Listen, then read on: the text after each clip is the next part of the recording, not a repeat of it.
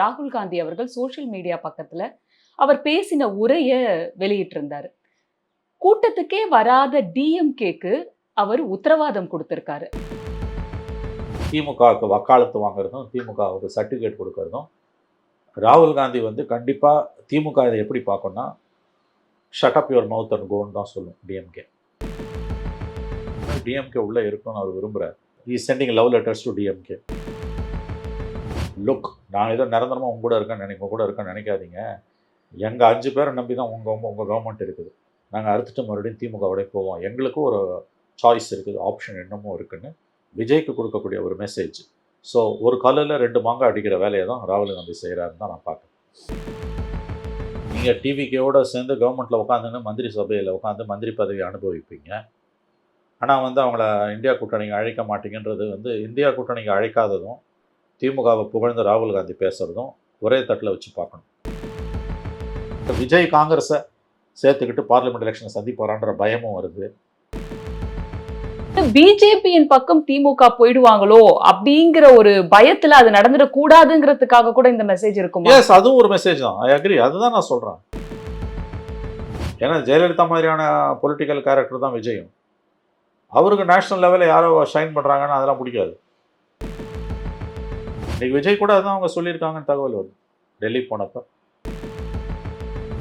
But இது கேலி கூத்தின் உச்சம். இது யார் ஊர் பேர் தெரியாத ஒரு பார்ட்டியோட இங்கேருந்து வெளியில் வந்து 22 பேர் வந்து அங்கே போய் சேர்றாங்க.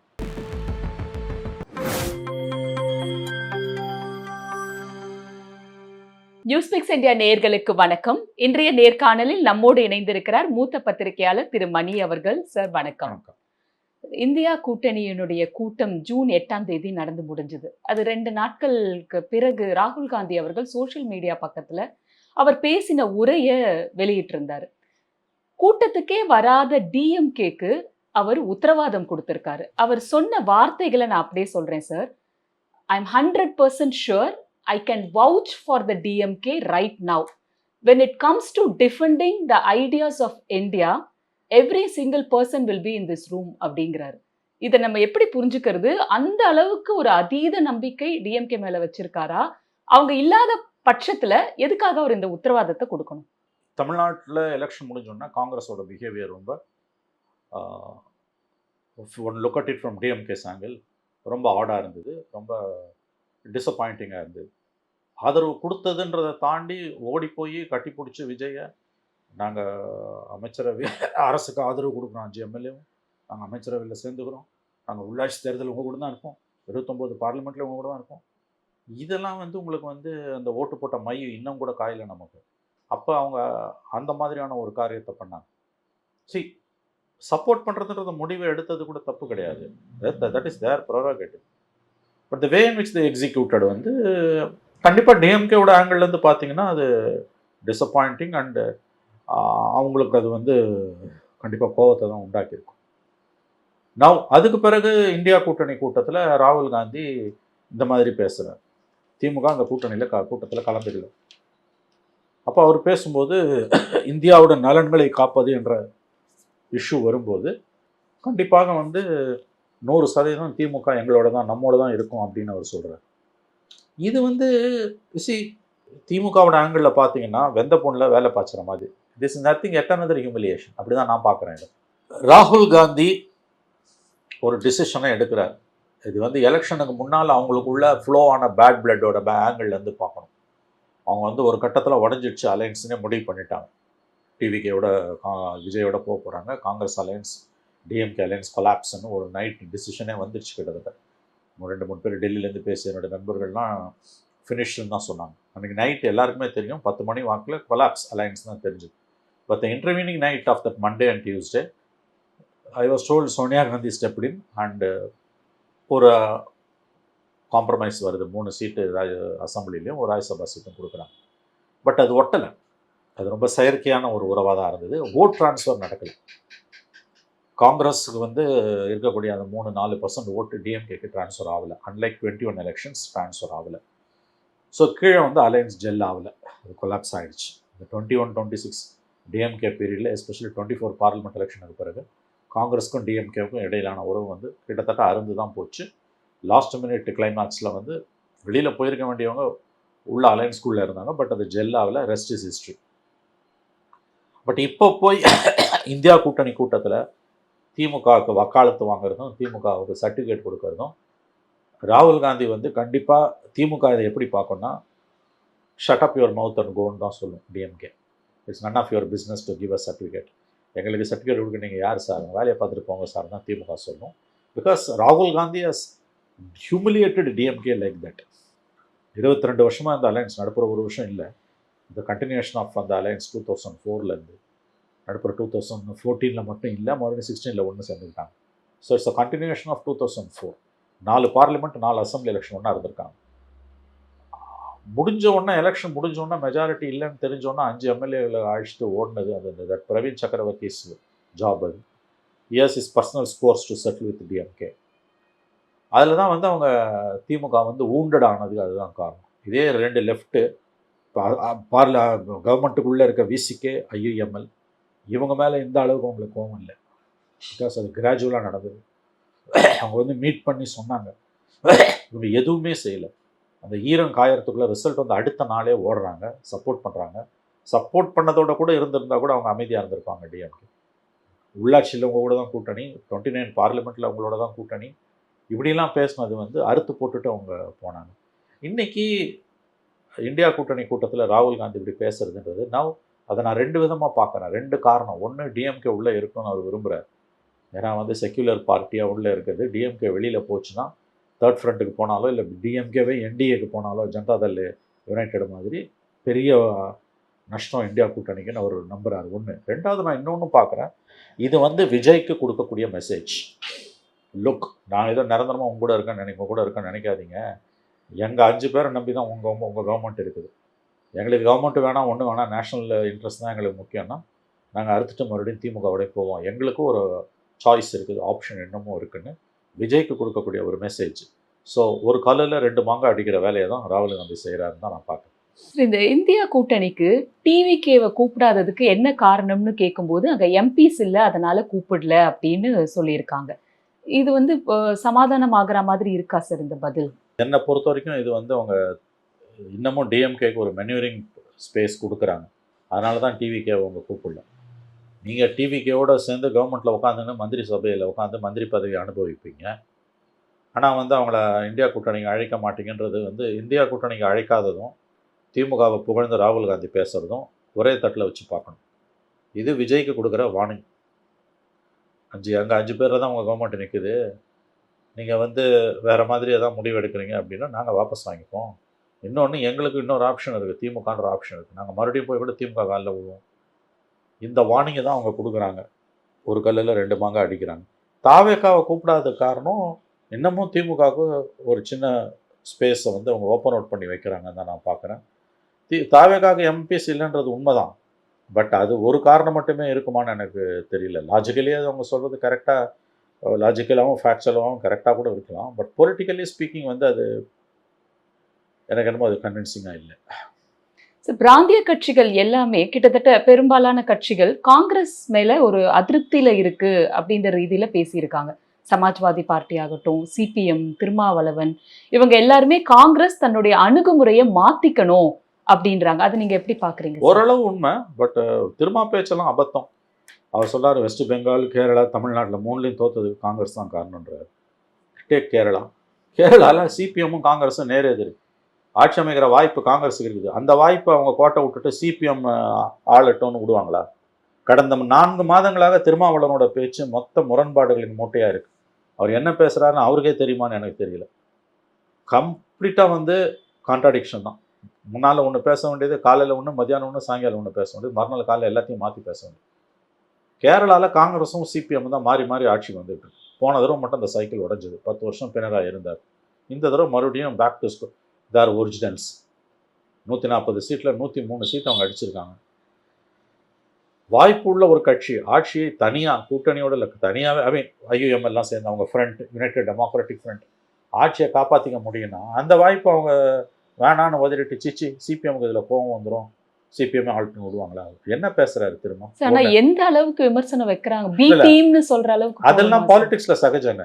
அது வந்து இந்த ஹாட் பாலிடிக்ஸ் அதுக்கெல்லாம் எந்த விதமான அர்த்தமும் கிடையாது. எலெக்ஷன் டைம்ல பேசுறதுக்கு ஒரு மீனிங்கும் கிடையாது. அதே மாதிரி பெங்கால்ல கேரளாலயாவது ஓரளவு உண்மை. பெங்காலை பொறுத்த வரைக்கும் அது ரொம்ப ஃபேக்சுவலி அபத்தமான இது. அங்க காங்கிரஸே இல்ல, சைபர். அவங்க நினைச்சா கூட டிஸ்டர்ப் பண்ண முடியாது. கேரளால சொன்னா ஒரு லாஜிக், தமிழ்நாட்டில் சொன்னா கூட ஒரு லாஜிக். ஒரு 30 தொகுதியில் காங்கிரஸால டிஎம்கே சான்சஸை சாபட்டாஜ் பண்ண முடியும். கேரளாலையும் தமிழ்நாட்டிலையும் கேரளாவில் 100%, தமிழ்நாட்டில் ஓரளவுக்கு. பெங்காலில் காங்கிரஸே இல்லை. அங்கே பிட்வீன் பிஜேபி அண்ட் சிபிஎம் தான். அங்கே எப்படி வெஸ்ட் பெங்காலில் காங்கிரஸ் தான் காரணன்றது வந்து அவர் ஏதாவது தெரிஞ்சு பேசுகிறாரா இல்லை தெரியாமல் பேசுகிறாரா, என்ன ஆச்சு திருமாவளவனுக்கு தான் புரியல. ஸோ அவரோட இந்தியா கூட்டணி கூட்டத்தில் அவருடைய பேச்சு என்பது ஆஸ் யூஷுவல் அபத்தமாக தான் இருந்தது. அது வந்து அபத்த களஞ்சியமாக தான் இருந்தது. கடந்த 3-4 மாதங்களாக அவர் பேசிகிட்டு இருக்க பேச்சை பார்த்தீங்கன்னா அவங்க கட்சிக்காரங்களே சொல்கிறாங்க நிறைய முரண்பாடுகளாக தான் அவர் பேசிகிட்டு இருக்கார். ஆகவே இந்த 3 ஸ்டேட் அவர் ஒப்பிட்டு பேசுனது முழுக்க முழுக்க தவறு. சிபிஎம்மை பொறுத்த வரைக்கும் அவங்க கோட்டை கேரளா, அது ஒரே ஒரு கோட்டையும் இன்னைக்கு காலி ஆயிடுச்சு. இன்னைக்கு ஒரு பிராந்திய கட்சி அதை சுருங்கிடுச்சு. அவங்கள வந்து கேரளாவையும் பெங்காலையும் பட்டா போட்டு கொடுத்து தான் அவங்க நினச்சிட்டு இருந்தாங்க. கேரளாவை விட பெங்காலை விட கேரளாவில் வந்து அவங்களுக்கு வந்து தமிழ்நாடு வந்து அவங்களுக்கு குத்தகை கொடுத்துட்டாங்க, மக்களே இந்தியா கொடுத்துருச்சுன்னு நினச்சாங்க. அது காங்கிரஸ் வந்து இன்றைக்கி அவங்களுக்கு வந்து ஆப்பு வச்சுருக்காங்க உண்மையிலேயே சொன்னான். ஏன்னா இந்த வேன் வச்சு அவங்களும் பிஹேவ் பண்ணது கேரளாவில் வந்து யாராலையும் ஒத்துக்க முடியாது. எந்த அளவுக்கு காம்ப்ரமைஸுக்கு போனாங்க ஆட்சியை காப்பாற்றிக்கிறதுக்கு. இன்றைக்கி ராகுல் காந்தி எவ்வளோ திட்டுறாங்களே, தன்னோட கோர் பிரின்சிபல்ஸில் சிபிஎம் காம்ப்ரமைஸ் பண்ணிக்கல, கேவலமாக காம்ப்ரமைஸ் பண்ணிக்கல. சபரிமலா இஷ்யூவில் ஜட்ஜ்மெண்ட்டு, கான்ஸ்டியூஷன் பெஞ்ச் ஜட்ஜ்மெண்ட்டை அமல்படுத்தும் போது காட்டின வீரத்தை அதுக்கு பிறகு அப்படியே சுருதி குறைஞ்சு பல்ட்டி அடிச்சு இன்றைக்கி வந்து ரெவ்யூ பெட்டிஷன் போட்டிருக்கும் போது அங்கே போய் வந்து பிஜேபியோட மத்தியில் இருக்கக்கூடிய மோடி கவர்மெண்ட்டு, பினராயோட கேரளா கவர்மெண்ட் 2 பேரும் ஒரே ஆர்குமெண்ட் வைக்கிறாங்க. முழுக்க முழுக்க இந்துத்துவ லாங்குவேஜை பேசுது. எதுக்கு? வாக்கு வங்கிக்காக. மிக மிக அசூயான காரியங்கள்லாம் பினராயி கவர்மெண்ட்டில் நடந்தது. பக்தர்கள் மாநாடுன்னு ஒன்று நடத்துகிறாங்க கேரளாவில். அதுக்கு அந்த இங்கே இருக்க இந்து சமய அறநிலையத்துறை ஈக்குவலாக அங்கே ஒரு அமைச்சர் இருக்கார். ஹிந்து டெம்பிள்ஸ் எல்லாம் மெயின்டைன் பண்ணுறது ரொம்ப ப்ராடாக பேசணும். அந்த அமைச்சர் தான் தலைமை தாங்குறாரு. அந்த ஹிந்து பக்தர்கள் மாநாட்டில் உத்தரப்பிரதேச முதலமைச்சர் யோகி ஆதித்யநாத் அந்த மாநாட்டுக்கு அனுப்பின வாழ்த்து செய்தியை அவங்க வாசிக்கிறாங்க. இதுதான் அவங்க லட்சணம். அப்போ ராகுல் காந்தி கேட்குறதுல என்ன தப்பு இருக்குது? சரி, அப்புறம் ஊழல்னு பார்த்தா பினராயி விஜயன் டாக்டருக்கு இன்னைக்கு இடி நோட்டீஸ் அனுப்பிச்சிருக்க. ஒன்றுமே இல்லாமல் நோட்டீஸ் அனுப்புவாங்க வீணா.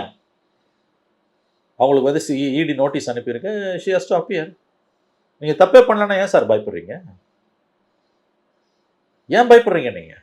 அதாவது it has not come out of nothing. ஒன்றுமே இல்லாமல் ஒன்றும் இந்த மாதிரியான விசாரணைகள் வந்துடாது. கெஜ்ரிவால் விஷயத்தில் கூட வந்து பிரைமா ஃபேஸே கேஸ் இருந்தது, இல்லாமல் ஒன்றும் வந்துடாது. அப்போ நீங்கள் ஊருக்கே உபதேசம் பண்ணுறவங்க ஒரு பக்கம் உங்கள் கோர் பிரின்சிபல்ஸ் காம்ப்ரமைஸ் ஆகுது. சபரிமலா ஜட்ஜ்மெண்ட்டை போய் பல்ட்டி அடித்து பேசுகிறீங்க. பெண்கள் உள்ளே வரலான்றது வந்து நம்பிக்கை சார்ந்த விஷயத்தில் நீதிமன்றம் தலையிடக்கூடாதுன்னு சிபிஎம் கவர்மெண்ட் சொல்லுது. இவர்கள் எத்தகைய பலகுரல் மன்னர்கள்ன்றதுக்கு அது ஒரு உதாரணம். 2வது வந்து தான் யோகி ஆதித்யநாத்தோட வாழ்த்து செய்தியை நீங்கள் படிக்கிறீங்க. இதை இங்கே ஸ்டாலின் கவர்மெண்ட்டோ வேறு யாரோ பண்ணியிருந்தால் நீங்கள் நேரம் கீழ்ச்சிருப்பீங்கல்ல, இல்லை எடப்பாடி கவர்மெண்ட் பண்ணியிருந்தா கீழ்ச்சிருப்பீங்களா? எனக்கு விஜய் கவர்மெண்ட் பண்ணிச்சுன்னா பொங்கி எழுந்து அப்படியே ருத்ர தாண்டு ஆடிருப்பீங்கல்ல. உங்கள் கவர்மெண்ட்டில் நடந்தது சார். யோகி ஆதித்யநாத்தோட வாழ்த்து செய்தியை நீங்கள் படிக்கிறீங்க. இதெல்லாம் ஒரு சில உதாரணங்கள். அப்போ ராகுல் காந்தி எழுப்புறது நியாயமான கேள்வி தானேங்க. 2வது அவங்க நேர் எதிரி. அவர் சொல்கிறார் அந்த ஸ்பீச்சில், எனக்கு திமுகவுக்கு நான் 100% வவுச் பண்ணுவேன். அவங்க வந்து மதச்சார்பின்மை மற்றும் இந்தியாவின் விழுமியங்களுக்கு ஆதரவாக தான் இருப்பாங்க அப்படின்றாரு. ஒன்று. இன்னொன்று சொல்கிறாரு, ஆனால் அதே நேரத்தில் I cannot hug Pinarayi Vijayan because I have a political fight with ஹிம்ன்றார். நான் ஒன்றும் பினராயி விஜயனை கட்டிப்பிடிக்க முடியாது, பினராயி விஜயனோட எனக்கு அரசியல் ரீதியிலான பிரச்சனை இருக்கணும். அது நேர்மையான வார்த்தை. அது ஆனால் இவர் மோடியே கட்டி பிடிச்சிருக்காரு. இல்லை, கட்டி பிடிக்கிறதுன்றது ஃபிசிக்கலாக இல்லை, மனதளவில் சொல்லலை, கொள்கை அளவில். கட்டி பிடிக்கிறது ஃபிசிக்கலாக கட்டி பிடிக்கிறது இல்லை. சித்தாந்த ரீதியாக நான் திமுகவுக்கு வவுச் பண்ணுவேன். அவங்க ஒருபோதும் இந்தியாவோட நலன்களுக்கு எதிராக போக மாட்டாங்க, மதச்சார்பின்மைக்கு எதிராக போக மாட்டாங்க. ஆனால் பினராயி விஜயனோட என்னால் அந்த மாதிரி கை கோர்க்க முடியாது, எனக்கு அவரோட செட்டில் பண்ணுறதுக்கு விஷயங்கள் இருக்குன்றார். அதை தான் நான் இவ்வளோ சொல்கிறேன். சிபிஎம் கவர்மெண்ட்டும் மோடி கவர்மெண்ட்டும் சபரிமலா இஷ்யூவில் ஒரே ஸ்டாண்ட் எடுக்கிறாங்கன்னா எவ்வளோ வெட்கி தலைகுனிய வேண்டிய விஷயம். அந்த காலத்தில் சொல்லுவாங்க சிபிஎம்மை பற்றி ரெட் பிஜேபின்னு. அதுதான் இன்றைக்கி உங்கள் கவர்மெண்ட்டில் நீங்கள் பண்ணுற அத்தனைக்கும் ஒரு வியாகியானம் கொடுப்பீங்க, இன்னொரு கவர்மெண்ட்டில் அது பண்ணால் பொங்கி எழுவீங்க. இது அப்படியே எடப்பாடி கவர்மெண்ட், எடப்பாடி பழனிசாமியோ அல்லது வந்து இப்போ இன்னைக்கு விஜயோ பண்ணி தான் எவ்வளோ குதிப்பாங்க. ஏங்க முருக பக்தர்கள் மாநாடு நடத்துகிறாரு ஸ்டாலினுங்க, அப்பயும் உங்கள் முகமூடி கீழுதுங்க. அந்த மாநாட்டை துவக்கி வச்சது திண்டுக்கல் சிபிஎம் எம்பி. பழனியில் வந்து அது அந்த அந்த தொகுதி கீழே வருது. அதுக்கு ஒரு வியாக்கியானம் கொடுத்தாங்க பாருங்க, ஆஹா, எதை வேணா செய்வாங்க, ஆனால் முட்டு கொடுப்பாங்க அவங்க. ஆகவே ராகுல் காந்தி திமுகவுக்கு சர்டிஃபிகேட் கொடுத்துருக்காரு. அது ஒரு விதத்தில் வந்து குற்ற உணர்ச்சியின் வெளிப்பாடு. இன்னொன்று விஜய்க்கு கொடுக்கக்கூடிய மெசேஜ், எங்கே திமுக நிரந்தரமாக விட்டு போயிடுமோன்னு ஒரு பயம் இப்போ வர ஆரம்பிச்சிருக்கு. ஏன்னா பார்லிமெண்ட் எலெக்ஷன் வரைக்கும் விஜயோட பாலிடிக்ஸ் எப்படி இருக்கும்னு தெரியாது. முதல்ல விஜய் காங்கிரஸை சேர்த்துக்கிட்டு பார்லிமெண்ட் எலெக்ஷனை சந்திப்பாரான்ற பயமும் வருது. 5 எம்பி 5 எம்எல்ஏஸு அதை வேறு மாதிரி மேனேஜ் பண்ணிட்டாங்கன்னா காங்கிரஸோட அவங்களுக்கு ஒட்டும் கிடையாது, வரவும் கிடையாது. தமிழ்நாட்டில் ஒரு ஒரு கம்ஃபர்டபுளாக ரூல் பண்ணணுன்னா காங்கிரஸை கைட்டினா தான் மோடி கவர்மெண்ட்டுக்கிட்ட வந்து எல்லா ஹெல்ப்பும் வருன்ற யதார்த்தம் இப்போ தான் அவங்கள சுட ஆரம்பிச்சிருக்கு. அதனால் அவங்க நம்ப தயாராக இல்லை. அந்த ஞானோதயம் இப்போ ராகுலுக்கு வந்ததால் திமுகவுக்கு ஆலிவ் பிரான்ச் கொடுக்குறாரு. Is sending love letters to DMK. விஜய்க்கு கொடுக்குற மெசேஜ் இது. விஜய் அதுக்கு கையில் கவர்மெண்ட் இருக்கிறதால அவர் என்ன ஆல்டர்னேட்டிவ் பண்ணுவார்ன்றது போக போக தான் தெரியும். சார், இப்போ திமுகவின் நிலைப்பாடு என்ன இருக்கும் சார்? ஏன்னா இப்போ இதை வந்து ரிசீவ் பண்ணுவாங்களான்றது ஒரு பெரிய கேள்விக்குறி. இன்னொன்னு, பிஜேபியின் பக்கம் திமுக போயிடுவாங்களோ அப்படிங்கிற ஒரு பயத்துல அது நடந்துடக்கூடாதுங்கிறதுக்காக கூட இந்த மெசேஜ் இருக்கும். எஸ், அதுவும் ஒரு மெசேஜ் தான். I agree. அதுதான் நான் சொல்கிறேன். இதில் மல்டிபிள் மெசேஜஸ் இருக்குது. திமுக இஸ் காசிங் அப் டு பிஜேபின்றது அவங்களுக்கு தெரியும். ராகுல் காந்தி லெவலில் க்ளீனாக தெரியும். அங்கே இதில் கூர்கில் ஃபேமிலி ஃபஸ்ட் ஃபேமிலி இல்லை, இப்போ அது எக்ஸ் ஃபஸ்ட்டு ஃபேமிலி. அவங்க அங்கே ஹோல் ஃபேமிலியே அங்கே 1 வீக் கேம்ப் பண்ணியிருந்தப்ப என்ன நடந்தது ஏதுன்றதெல்லாம் விஷயம் தெரிஞ்சவங்க எல்லாருக்கும் தெரியும். பொலிட்டிக்கல் சர்க்கிள்ஸில், மீடியா சர்க்கிள்ஸ்லேயே பேசுகிறாங்கன்னு போது ராகுல் காந்தி லெவலில் அது க்ளீனாக தெரியும். டிஎம்கே வந்து திமுகவோட 22 + 10 32 எம்பிஸ் வந்து கண்ணை ஊற்றுது, அவங்க அந்த பக்கம் போவாங்கன்றது அவங்களுக்கு ரொம்ப நல்லாவே தெரியும். அதை சாபட்டாஜ் பண்ணுறதுக்கும் அதை நடக்காமல் தடுக்கிறதுக்கும் தான் அவர் பேசுகிறாரு. அதை தான் நான் ஆரம்பத்திலே சொன்னேன் உங்களுக்கு. ரெண்டாவது, விஜய்க்கு கொடுக்குற வார்னிங். எப்படி பார்த்தாலும் வந்து ராகுல் Gandhi is on a loose wicket, அதில் எந்த சந்தேகமும் கிடையாது. நீங்கள் the way in which they jettisoned DMK was wrong. அவங்க போகிறதுன்னு முடிவு எடுத்தது ஓகே, வேறு வழி இல்லை. பட் இந்த பிரவீன் சக்கர் மாதிரியான நபர்கள் who has personal scores to settle with DMK, தனிப்பட்ட பகை உணர்ச்சியால் ஒரு கூட்டணி கட்சியோட மோதிர வேலையை செய்கிறாங்கன்னா அந்த நபர்களை காங்கிரஸ் ஊக்குவிக்குதுன்னா காங்கிரஸுக்கு அது பெரிய நஷ்டம் தான். அதுதான் இப்போ நடந்திருக்கு. நீங்கள் பிரவீன் சக்கரவர்த்தி மாதிரி ஆளுங்களை வந்து இன்றைக்கி ராஜ்யசபா எம்பியாக அனுப்புறீங்க, அது இன்னமும் திமுக கோபத்தை தான் உண்டாக்கும். 4 எம்பி 4 பார்லிமெண்ட்டு கூடவே தான் இருந்திருக்காங்க. 10 வருஷம் உங்கள் கவர்மெண்ட்டில் இருக்கும்போது அவங்க செஞ்ச எல்லா தப்புக்கும், திமுக செஞ்ச எல்லா தப்புக்கும் காங்கிரஸ் தான் உடந்த. எனவே அதுக்கு பிறகு அலையன்ஸ் கண்டினியூ ஆச்சு. ஓகே, விஜய் சீட்டு கூட கொடுக்க மாட்டேன்னு திமுக அழிச்சாட்டியம் பண்ணிச்சு, அதெல்லாம் கரெக்டு, கோவம் வந்தது கரெக்டு. பட் கடைசியில் ஒத்துக்கிட்டு தானே போனீங்க. சரி, 5 எம்எல்ஏ வந்து நீங்கள் ஆதரிக்கிறது முடிவு பண்ணது கூட தப்பு கிடையாது. பட் த வே நான் வச்சு யூ ஹவ் எக்ஸிக்யூட், அது கண்டிப்பாக வந்து திமுகவை ரொம்பவே காயப்படுத்திருக்கு. பட் திமுகவுக்கு ஆப்ஷன்ஸ் ரொம்ப கம்மி. அவங்க பிஜேபியோட போனாங்கன்னா தட் ஃபினிஷ்ட். ராகுல் காந்தி பண்ணது, காங்கிரஸ் பண்ணது கரெக்டுன்னு ஆகிடும். தனியாக அவங்களால எப்படி ஃபைட் பண்ண முடியுன்றது $1 மில்லியன் கொஸ்டின். மூன்றாவது அணிக்கு வாய்ப்பே கிடையாது. 100% வாய்ப்பு கிடையாது. மூன்றாவது அணிக்கு 100% வாய்ப்பு கிடையாது. Either you are with BJP or with Congress led India bloc. Congress lead பண்ணாமல் வேறு அப்போசிஷனை நேஷனல் லெவலில் பிஜேபியை சேலஞ்ச் பண்ண முடியாது. உங்களுக்கு என்ன தான் காங்கிரஸை பிடிக்கல, காங்கிரஸை நீங்கள் இழிவுபடுத்தினாலும் காஷ்மீர்லேருந்து கன்னியாகுமரி வரைக்கும், ஒரிசாலேருந்து குஜராத் வரைக்கும் காங்கிரஸுக்கு 23% ஓட்டு இருக்குது. The Congress is the only party which can challenge BJP at the all India level. மற்றவங்கெல்லாம் பேக்கெட்ஸில் வேணால் சேலஞ்ச் பண்ணும். அதனால தான் அவங்க காங்கிரஸை கைட்டுன்றாங்க. திமுக கிட்டலாம் பிஜேபி வைக்கக்கூடிய, மோடி வைக்கக்கூடிய ஒரே கோரிக்கை, நீ என்ன வேணால் பண்ணு, எவ்வளோ வேணால் கொள்ளையடி, என்ன வேணால் செய்யுங்க, பட் காங்கிரஸை கைட்டு. இன்றைக்கி விஜய் கூட அதான் அவங்க சொல்லியிருக்காங்கன்னு தகவல் வருது. டெல்லி போனப்போ ஜெட்டிசன் காங்கிரஸ், அந்த 5 எம்எல்ஏவை வேறு எங்கேயாவது மேனேஜ் பண்ணு, but don't have Congress. Rajya Sabha எம்பியே காங்கிரஸ் கொடுத்துருக்காரு. அது அவருக்கு ஒரு அட்வான்டேஜ் என்னன்னா, இவர் எம்பி ஆகி போனார்னா அங்கே ஸ்டாண்ட் எடுக்க வேண்டியிருக்கும் பார்லிமெண்ட்டில். இது ஒரு நல்ல வாய்ப்பெல்லாம் இல்லைங்க, அவங்க தெளிவாக தான் இருக்காங்க. நீங்க அவங்கள பத்தி கவலைப்படுறீங்க. Why are you worried about Vijay? அவர் தெளிவா இருக்காரு. ஏன்னு கேட்டீங்கன்னா, பார்லிமெண்ட்ல பிரசன்ஸ் இருந்ததுன்னா, பில்ஸ் வரும்போது, இஷ்யூஸ் வரும்போது, you have to take a stand, either for or against. இல்லை நாங்கள் பாய்காட் பண்றோம்னா, பாய்காட் பண்றதும் ஒரு ஸ்டாண்டு தான், காப்பாத்துறது கவர்மெண்ட்டை. இப்போ அது பிரச்சனையே இல்லைல்ல.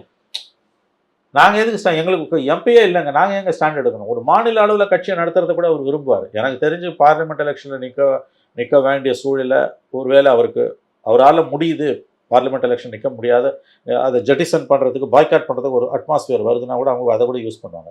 ரொம்ப வேகாக சொல்கிறேன். எதுக்கு நான் போய் டெல்லியில் ஃபைட் பண்ணணும்? என்னோட டர்ஃப் வந்து தமிழ்நாடு தான். டெல்லியில் போய் நான் வந்து இன்னொன்று விஜய் மாதிரியான பர்சனாலிட்டிஸ்க்கு வந்து மற்றவங்க அவங்கள ஈக்குவலாக வளர்றதெல்லாம் பிடிக்காது. அதை ஞாபகம் வச்சுக்கோங்க. ஜெயலலிதா பிடிச்சதா? திமுகவில் வந்து பார்லிமெண்ட்டில் வந்து டெல்லி பாலிடிக்ஸில் நிறைய பேர் இருக்காங்க. தயாநிதி மாறன் இருக்காங்க, வில்சன் இருக்கார், டிஆர் பால் இருக்கார், இந்த மாதிரி ஆசா இருக்கார், நிறைய பேர் அவங்களுக்கு இருக்காங்க. அந்த மாதிரி பர்சனாலிட்டி ஒரே ஒருத்தரை காமிங்க ஏடிஎம்கேல. ஜெயலலிதா பீரியட்லையும் எப்பயும் தம்பிதுரை கூட ரொம்ப லோவாக தான் இருப்பார். Low profile. லோனா லோ ப்ரொஃபைல் சொல்கிறேன் நான். விஜய்க்கு அது கூட இருக்காது. ஏன்னா ஜெயலலிதா மாதிரியான பொலிட்டிக்கல் கேரக்டர் தான் விஜயும். அவருக்கு நேஷ்னல் லெவலில் யாரோ ஷைன் பண்ணுறாங்கன்னா அதெல்லாம் பிடிக்காது. எங்களுக்கு இனத்துக்கு நேஷ்னல் பாலிடிக்ஸ் தான் அவங்க நினைப்பாங்க. அப்படி ஒரு வாய்ப்பு வந்து வேறு வழியில் கண்டெஸ்ட் பண்ணணுன்னா பண்ணுவாங்க. பட் அவங்களுக்கு ஒன்றும் அதில் பெரிய ஆர்வம்லாம் இருக்காது. ஏன்னா இந்த மாதிரியான பொலிட்டிக்கல் பார்ட்டிஸ் அதோட லீடர்ஷிப்லாம் வந்து their fundamental profile is insecurity. Insecurity இருக்கவங்க வந்து எல்லாரை பார்த்தும் பயப்படுவாங்க. யார் வளர்றதும் அவங்களுக்கு பிடிக்காது. சரி, இப்போ திரிணாமுல் காங்கிரஸ் கட்சியில இருந்து எம்பிக்கள் NCPI, Nationalist Citizens Party of India, இந்த பார்ட்டி வந்து என்னன்னு பெருசா நமக்கு தெரியல, பிரச்சித்தம் இல்லாத ஒரு பார்ட்டி, இதுல போய் இணைய போறாங்க. இது நீங்க இது வந்து ரொம்ப லோ ப்ரொஃபைல் பார்ட்டி. இப்போ சிக்கல் என்னன்னா, நம்ம ஏற்கனவே பல தடவை பேசியிருக்கோம். கடந்த ஒரு மாதத்துக்கு முன்னால் CV சண்முகம், SP வேலுமணி தலைமையில் 25 MLAக்கள் வந்து அதிமுகலேருந்து வெளியில் வரும்போது நம்ம பேசணும். மறுபடியும் நேர்களோட கவனத்திற்காக நான் மீண்டும் அதை சொல்லுகிறேன். 2023 மே மாதம் உச்சநீதிமன்றம் கொடுத்த சிவசேனா வழக்கில் கொடுத்த தீர்ப்பு மிக மிக முக்கியமானது. அதுதான் லேட்டஸ்ட் ஜட்ஜ்மெண்ட்டு. அதுக்கு அப்புறமா வேறு ஜட்ஜ்மெண்ட் அதுக்கு எதிராக வரல. அதனால் அதுதான் வந்து சட்டம். Because any supreme court judgment is a law, case law, சட்டம். அது என்னென்னா, ஒரு கட்சியில் 3/2 பங்கு வெளியில் வந்தால் தான் அது ஸ்பிளிட். 3/2 பங்கு வெளியில் வரலைன்னா அவங்க ஆட்டோமேட்டிக்காக வந்து அவங்க கட்சி தாவல் தடை சட்டப்படி பதவி இழப்பாங்க. இன்ட்ரெஸ்டிங்லி இந்த 3/2 பங்கு வெளியில் வந்தாலும் அவங்க தனியாக செயல்பட முடியாது. செயல்பட்டாலும் அவங்க பதவி போயிடும். அவங்க ஏதாவது ஒரு கட்சியில் போய் மெர்ஜ் ஆகிடும். இப்போ பார்த்தீங்கன்னா திரிணாமுல் காங்கிரஸுக்கு வந்து லோக்சபாவில் 28 இருக்குது. அந்த 28ல் 3/2 பங்குன்றது 19. இப்போ அவங்க 20 இருக்குன்றாங்க, 22 இருக்குன்றாங்க. அவங்க நேற்று காலையில் லோக்சபா சபாநாயகர் ஓம் பிர்லாவை பார்த்து 16 பேர் தான் அதில் இருந்திருக்காங்க, ஆனால் எங்கள் 22 பேர் இருக்காங்கன்னு சிக்னேச்சரை இன்னும் கொடுத்துருக்காங்க. அவங்க என்ன பண்ணுறாங்க, எங்களை தனி பிளாக்காக நீங்கள் அங்கீகரிக்கணும். எப்படின்னா, எங்களுக்கு தனி இருக்க ஒதுக்கணும். நாங்கள் வந்து நீங்கள் சொன்ன இந்த திரிபுராவில் இருக்கக்கூடிய National Citizens Party of India, அது வந்து ரொம்ப லோ ப்ரொஃபைலில் இருக்க ஒரு பார்ட்டி.